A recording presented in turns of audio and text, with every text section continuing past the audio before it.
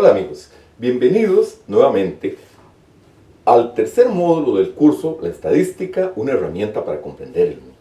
En los videos correspondientes a este módulo estaremos trabajando con el uso de medidas e indicadores estadísticos que permiten resumir y extraer el mensaje en cuanto a la posición y la variabilidad de la distribución de un grupo de datos. El propósito básico consiste en conocer el comportamiento específico del fenómeno en estudio por medio de ciertos valores o medidas características. Veamos algunos ejemplos para los cuales se utilizan ciertas medidas estadísticas para resumir información generada en diferentes ámbitos.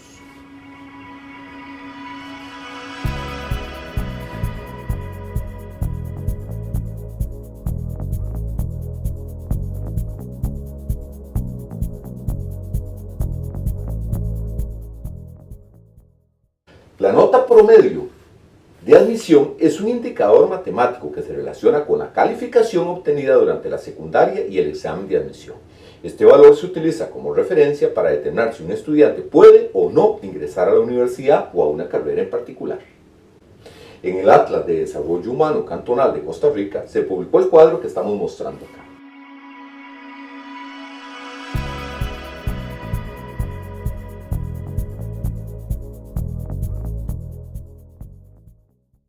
Se incluyen diferentes indicadores estadísticos: promedio, desviación estándar, máximo, mínimo y cuartiles. Además, el mismo indicador de desarrollo humano constituye una medida estadística que tiene gran utilidad práctica para muchos fenómenos sociales. La literatura anterior ejemplifica el uso de diferentes medidas estadísticas en situaciones de la cotidianidad.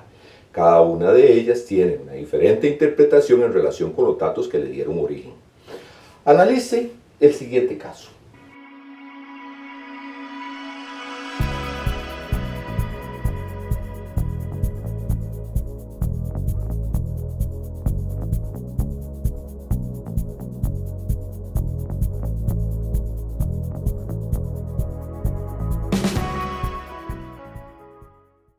La moda debe ser una de las medidas estadísticas más referidas en la cotidianidad, aunque no siempre con la connotación teórica que la disciplina requiere. En la nota periodística se utilizó dicho concepto para caracterizar una práctica que se viene presentando con mucha regularidad y que involucra gran cantidad de personas. Desde el punto de vista estadístico, la moda es el valor que más se repite en un conjunto de datos. Es decir, la moda es el valor de mayor frecuencia. La moda se acostumbra a denotar por MO.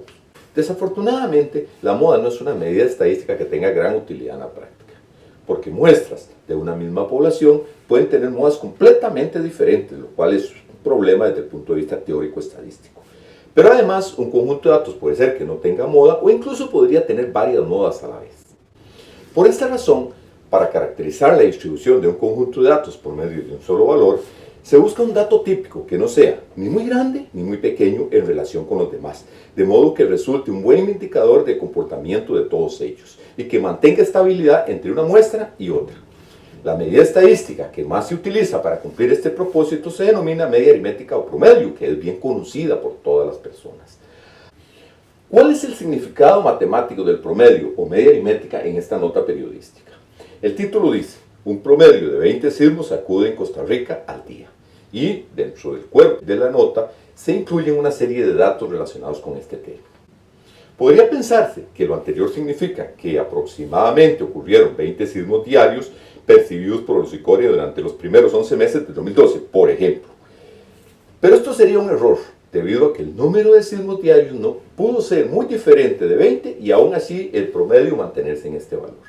Para comprender esto debe revisarse la fórmula de cálculo. Observemos que el promedio se obtiene como el cociente entre el número de sismos en el periodo y el número de días en que se observaron.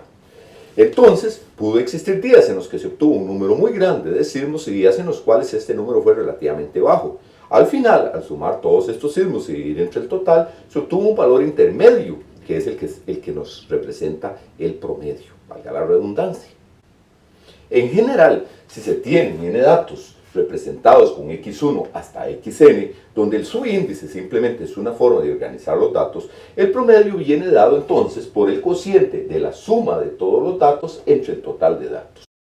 En forma simbólica expresamos mediante este símbolo, valga la redundancia, ¿Qué significa sumatoria? Entonces se lee así, la sumatoria desde 1 hasta n de los xj dividido entre n.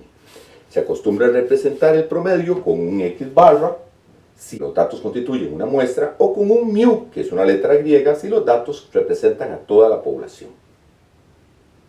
El promedio es la medida de posición más utilizada en los análisis estadísticos debido a que goza de características que son muy útiles desde el punto de vista teórico. Sin embargo, el promedio tiene ciertas limitaciones para caracterizar la tendencia central de un grupo de datos y que deben tener presente al momento de un análisis estadístico. Veamos este otro ejemplo. Se seleccionó una muestra aleatoria de 10 hogares de una comunidad para caracterizar el número de personas que habitan en ellos. Se obtuvieron los siguientes datos, o sea, observemos que hay 10 mediciones acá. El número promedio de personas por hogar es el cociente entre el número de personas, que en total son 41, sobre los 10 hogares observados, lo que nos da un 4,1. Observe que aunque la variable que medimos sea discreta, es decir, toma valores enteros, y el promedio puede ser un valor no entero y no debe redondearse innecesariamente.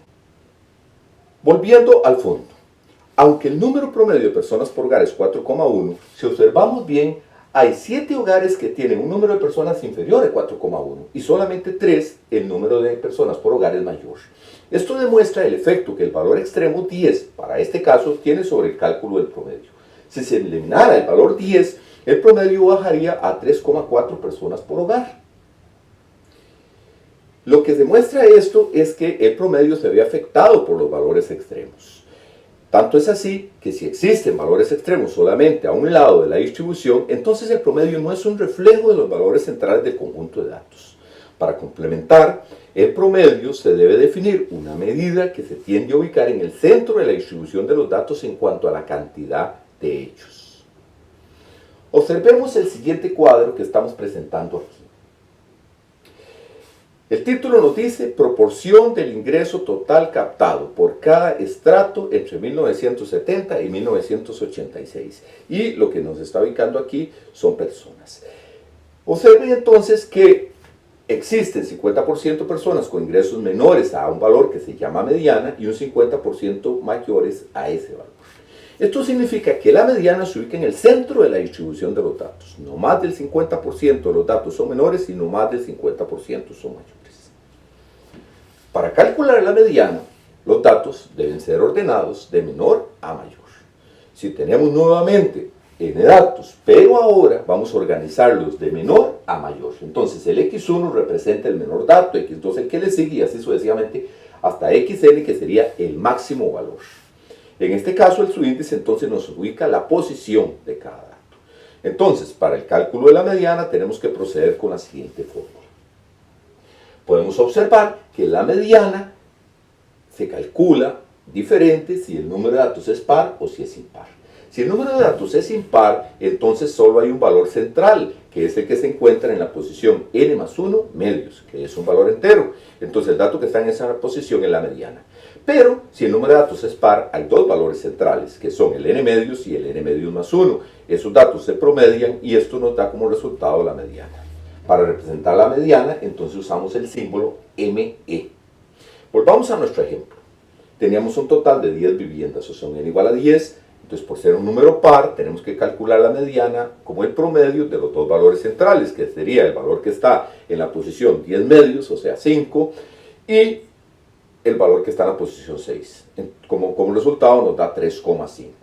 Significa esto que el 50% de los hogares de la muestra tienen 3 miembros o menos y en el otro 50% tienen 4 miembros o más.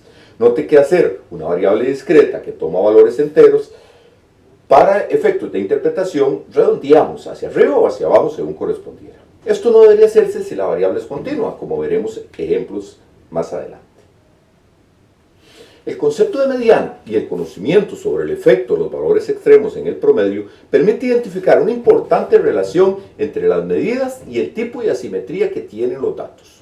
Cuando el promedio es inferior a la mediana, significa esto que existen valores muy bajos que tienden a afectar el valor del promedio y la asimetría se dice que es negativa. En caso contrario, cuando la presencia de valores extremos se da al otro lado, o sea, hay valores extremos más grandes del común, influyen esto sobre el promedio haciéndolo más grande que la mediana, por lo que la asimetría es positiva. Cuando el fenómeno ocurre a ambos lados en forma similar, entonces decimos que la distribución es aproximadamente simétrica. En estos casos, el promedio y la mediana tienden a coincidir, como estamos viendo aquí en la representación gráfica que ilustramos. Para finalizar, podemos señalar que a la moda, la media aritmética y la mediana, se les llaman medidas de tendencia central, porque constituyen indicadores de la posición central de la distribución de un grupo de datos. Hemos podido observar que las medidas de tendencia central son de mucha aplicación en diferentes campos. Las fórmulas de cálculo del promedio y de la mediana gozan de importantes propiedades algebraicas que se relacionan directamente con la forma de interpretarlas.